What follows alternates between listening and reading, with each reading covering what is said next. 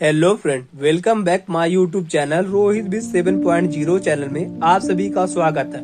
ऐसे ही वीडियो देखने के लिए हमारे इस चैनल को सब्सक्राइब करें। आज हम दुनिया भर में सबसे ज्यादा जिस धर्म के लोग हैं, हम उन लोगों के मसीहा के बारे में बात कर रहे हैं। वो हैं यीशु मसीह जी। 25 दिसंबर इन सब लोगों के लिए पर्व नहीं बल्कि महापर्व है। इस दिन ईसाई धर्म के ईश्वर प्रभु ईसा मसीह जी का जन्म हुआ था। इसे क्रिसमस के रूप में मनाया जाता है, जिसका शाब्दिक अर्थ है क्रिस्टस मास। ईसा मसीह के जन्म के सम्मान में सामूहिक प्रार्थना की जाती है। वास्तव में यह प्रार्थना न होकर एक बड़ा त्योहार है। यीशु या ईसा मसीह या जीसस क्राइस्ट ईसाई धर्म के संस्थापक एवं परमेश्वर हैं। ईसाई धर्म के लोग इन्हें परमपिता या परमेश्वर का पुत्र मानते हैं। बाइबल के मुताबिक ईसा मसीह का जन्म मरियम के गर्भ से इनके विवाह से पूर्व ईश्वरीय प्रभाव से हुआ, जैसे कर्ण का हुआ था। मरियम नाजरत में रहती थी। ईसा मसीह के जन्म से पहले यूसुफ ने मरियम से विवाह कर लिया। विवाह के बाद यूसुफ ने अपना शहर छोड़कर बेथलेहम नामक नगर में रहने लगे। वहां पर वह बढ़ई का कार्य करते थे।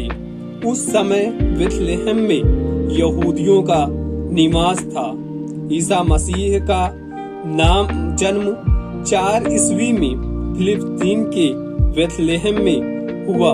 उस समय यहूदियों के राजा महान रोमन हेरोदेस था। वह बहुत क्रूर शासक था, जिसने राज्य में जन्मे सभी नवजात बच्चों को मारने का आदेश दे दिया था। जब चमत्कारी बालक के बारे में पता चला तो उसे भय सताने लगा कि कहीं वह यहूदियों का राज्य न खो दे। यीशु के पिता यूसुफ लकड़ी का काम करते थे, जिनके बाद यूसुफ ने अपने पुत्र ईसा मसीह जी को यह कार्य सिखाया। यीशु प्रभु ने भी यह कार्य कई वर्षों तक जारी रखा। बताया जाता है कि यीशु ने 30 साल तक की उम्र में भी जनसेवा का कार्य किया, स्वयं को स्थापित कर दिया।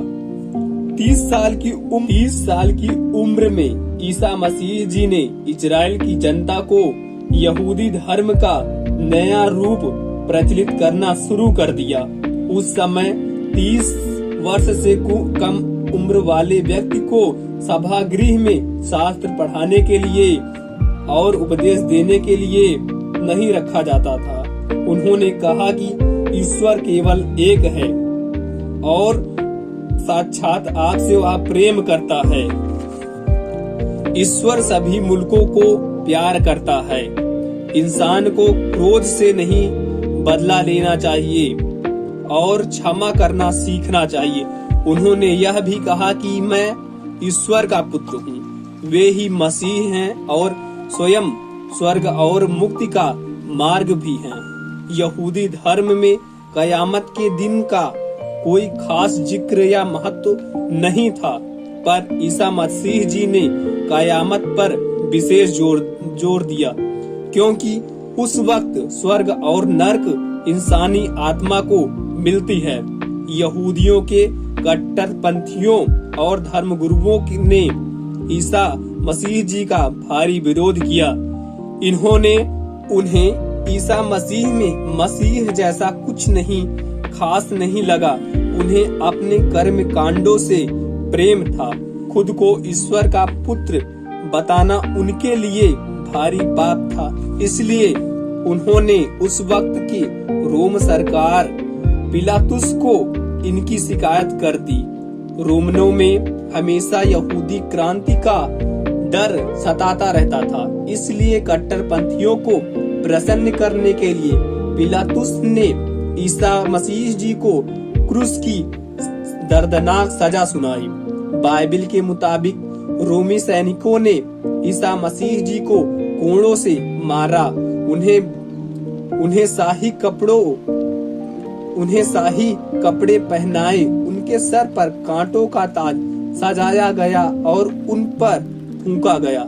ऐसे उन्हें तौहीन भी किया गया, यहूदियों का बादशाह बनाया गया, पीठ पर अपना ही क्रूस उठाने को मजबूर किया गया और बाद में उनके पैर में क्रूस की कील ठोक कर लटका दिया गया।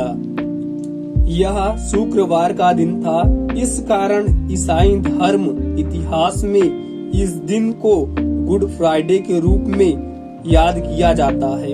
ईसा मसीह ने सभी पापों को स्वयं पर लेते हुए कहा कि हे ईश्वर, इन सभी को माफ करना, क्योंकि इन्हें पता नहीं कि ये क्या कर रहे हैं। बाइबल की माने तो अपनी मृत्यु के 3 दिन बाद यीशु प्रभु पुनः जीवित हो गए। एक महिला ने उसे अपनी कब्र के पास देखा तथा इन घटना को ईसाई धर्म में ईस्टर डे के रूप में मनाया जाता है। ईस्टर के 40 दिन बाद ईसा स्वर्ग लोक चले गए। ईसा मसीह ने अपने 12 मुख्य शिष्यों के सहयोग से अपने धर्म का प्रचार किया। आज चलकर यह ईसाई धर्म अर्थात ईसाई कहलाया। यीशु ने 37 चमत्कार दिखाए थे, जिनमें से पहला उपदेश उन्होंने माउंटेन पहाड़ी पर दिया।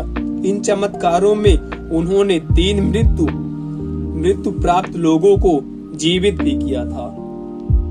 इस वीडियो में दी गई जानकारी सभी नेट के द्वारा प्राप्त जानकारियों के आधार पर वीडियो बनाया गया है। इसमें स्वयं की कोई भी गतिविधि नहीं की गई है।